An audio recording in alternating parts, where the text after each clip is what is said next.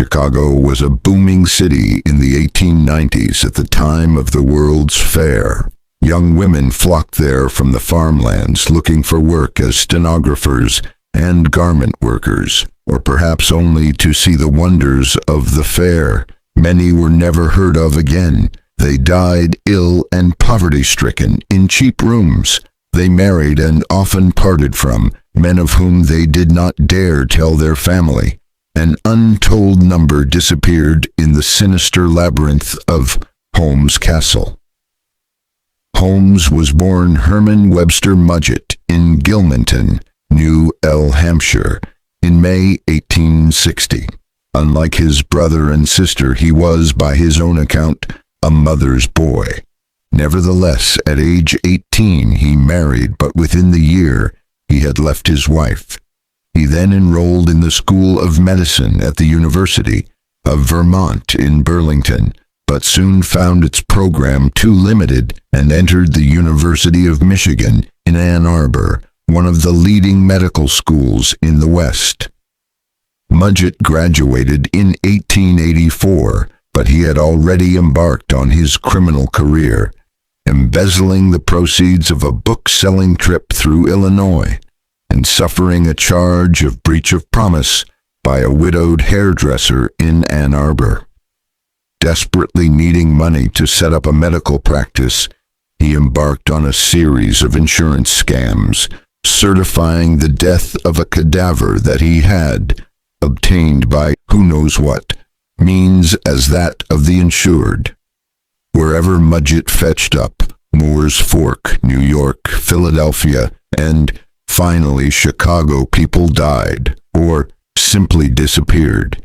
In Springfield, Illinois, he gained a license as a druggist in July 1886. It was the year when Conan Doyle first published the stories of his famous detective, and inspired Mudgett took the name of Henry Howard Holmes. He found employment with a drug company in Chicago, but the owner, a widow, mysteriously disappeared soon after, and Dr. Holmes took over. The World's Fair, the fabulous White City, opened in May 1893. By then, Holmes was a relatively wealthy man. He was part owner of a company making duplicators. He sold mail-order drugs, and he owned 2 houses, in one of which he installed his second bigamously married wife, Myrta Belknap, and their daughter. In the district of Englewood, he built a luxury hotel with retail shops on the ground floor, one of which he opened as a drugstore. On the first floor there were 6 corridors, 35 rooms, and 51 doors. Above there were a further 36 rooms. All was ready for the crowds of visitors who were flocking to the fair, many of them single young women, and nobody knows how many of those who entered the hotel lobby never checked out again. Holmes now began ordering large quantities of chloroform, which he said was for scientific experiments. He bought everything on credit and seldom paid for anything, relying upon his remarkable charm. One of his managers said, creditors would come here raging and calling him all the names imaginable, and he would smile and talk to them, and set up the cigars and drinks and send them away, seemingly his friends for life. I never saw him angry. You couldn't have trouble with him if you tried. It was about this time that employees at the hotel began to leave without notice. A waitress in the restaurant was at work one day and gone the next. Jenny Thompson, a stenographer, disappeared, as well as a woman named Evelyn Stewart. Customers and residents complained of strange chemical smells, and Holmes apologized with his usual charm. Occasionally he invited an acquaintance, Charles Chappell, who was skilled in stripping the flesh from bodies in order to reassemble skeletons for doctors' offices and teaching laboratories, to his mortuary. Holmes would explain that the body on the table was one of his patients who had died, and offer Chappell $36 to prepare the skeleton, which he subsequently sold for a profit. In the weeks before the fair opened, Holmes went through a fake marriage with a Minnie Williams, who brought her sister Anna to live with them in an apartment that he had temporarily rented. He persuaded Minnie to transfer the deed to land she owned in Fort Worth to himself, and promised the young women a luxurious trip to Europe, but on the night of July 4th, they both vanished in the labyrinth of his hotel. Shortly afterward, the wife of Benjamin Pitzel, a carpenter who had worked for Holmes on the hotel's construction, received the gift of a collection of clothing. It had belonged, said Holmes, to his cousin, who had married and moved east, and no longer required it. Holmes then found a new conquest, Georgiana Yoke, who worked as a saleswoman in a big department store. To her he also offered marriage, and she accepted. But the fair was already nearing its closing date, and Holmes's creditors were closing in on him. At a meeting with them in the fall of 1893, he was told that his debts totaled at least $50,000. He decided to leave precipitately for Fort Worth, where he owned Minnie's land, and on which he intended to raise money. He took with him Georgiana and Benjamin Pitzel, on whose life he took out an insurance policy for $10,000. In June 1895, Pinkerton detective Frank Geyer arrived in Philadelphia to investigate an alleged case of insurance fraud. The suspect's name was a physician named Dr. Mudgett, otherwise known as H. H. Holmes, who had been in prison for the past 7 months. Other Pinkerton agents had tracked Holmes and Pitzel from Fort Worth to St. Louis, and then on to Philadelphia, and the case concerned an insurance claim on Pitzel's death in the city in mid-1894. Geyer reported, "Holmes is greatly given to lying with a sort of florid ornamentation, and all of his stories are decorated with flamboyant draperies, intended by him to strengthen the plausibility of his statements. In talking, he has the appearance of candor, becomes pathetic at times when pathos will serve him best, uttering his words with a quaver in his voice, often accompanied by a moistened eye, then turning quickly with a determined and forceful method of speech, as if indignation or resolution had sprung out of tender memories that had touched his heart." Holmes claimed to Geyer that he had obtained a cadaver similar to Pitzel and rendered it virtually unrecognizable by setting fire to it, but it had become clear that it was indeed Pitzel himself. The Philadelphia coroner had requested that a member of Pitzel's family, now living in St. Louis, should identify the body. His wife, Carrie, was too ill to travel, but sent her daughter, Alice, aged 15, who agreed that the corpse was that of her father, and the claim had been paid. Alice was then taken by Holmes back to St. Louis, where somehow he persuaded Carrie to let him take her and 2 other children, Nellie, 11, and Howard, 8, on a trip. Alice and her sister wrote regularly to their mother.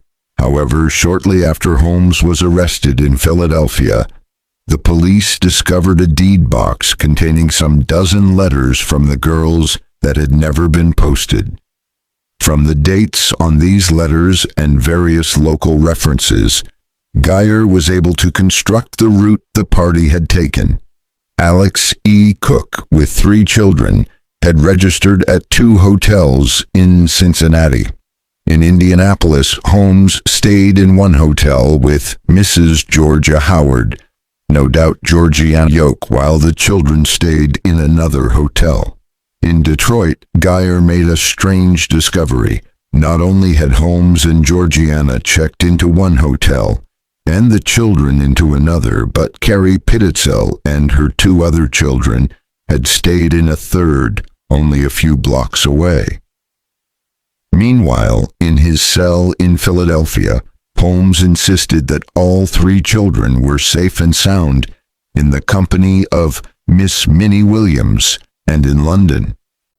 Geyer's final journey was to Toronto. There, G. Howe and wife had stayed at one hotel, Mrs. Pitzel and a daughter at another, and Alice and Nellie at a third. There was no mention of Howard, and in her last letter, dated October 14th, Alice had written, "Howard is not with us now." However, a Toronto resident named Thomas Rives thought that the description of Holmes resembled a man who had rented the house next door to his in October 1894. A quick search led Geyer, accompanied by a police detective, to the cellar, where they found the buried bodies of Alice and Nellie. Eventually, returning to Indianapolis, Geyer discovered that Holmes had asked for the keys to a house that was for rent. On August 27, 1895, searching the house, he opened a long chimney flue and found a partially burnt little body. It was Howard's. The hunt was over. Following the discovery of the bodies of Alice and Nellie, the Chicago police investigated the Holmes Hotel. Some of the third-floor rooms were furnished as normal hotel bedrooms. Others were windowless and fitted with airtight doors. At least one was fitted with a gas jet, its cut-off valve in Holmes's own apartment. In his office was a bank book belonging to a Lucy Burbank and listing a balance of $23,000. But Lucy Burbank could not be traced. The police then descended to the cavernous basement. There they found a vat of acid, in which were 8 ribs and part of a skull, a large kiln, a dissection table stained with blood, and piles of quicklime. Scattered about were the burnt remains of women's shoes, more bones, and articles of clothing. 2 pits of quicklime contained human remains, possibly those of the Williams sisters. A dumbwaiter descended from the floors above. By this means, Holmes had been able to secretly lower the bodies of his victims to the basement.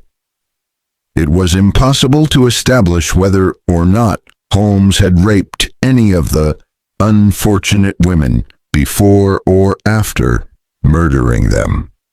Rumors have persisted that he also possessed a variety of torture implements, but this has never been officially confirmed. Since, with his usual persuasive charm and the promise of marriage, he was able to develop normal sexual relations with any attractive young woman who took his fancy, more perverted practices seem unlikely. Holmes stood trial in Philadelphia in the fall of 1895 for the murder of Benjamin Pititzel, the judge ruling that only evidence directly related to the charge could be given. It did not take long to find him guilty. In prison and awaiting execution, he penned a detailed confession to killing 27 people, but this, like his whole life, was a mixture of truth and lies. However, of Pititzel he wrote, "From the first hour of our acquaintance, even before I knew he had a family, who would later afford me additional victims for the gratification of my bloodthirstiness, I intended to kill him." On the morning of May 7th, 1896, Holmes ate a breakfast of boiled eggs, toast, and coffee before being taken to the scaffold. As the rope was put around his neck, he turned to the hangman, smiled, and said, "Take your time, old man.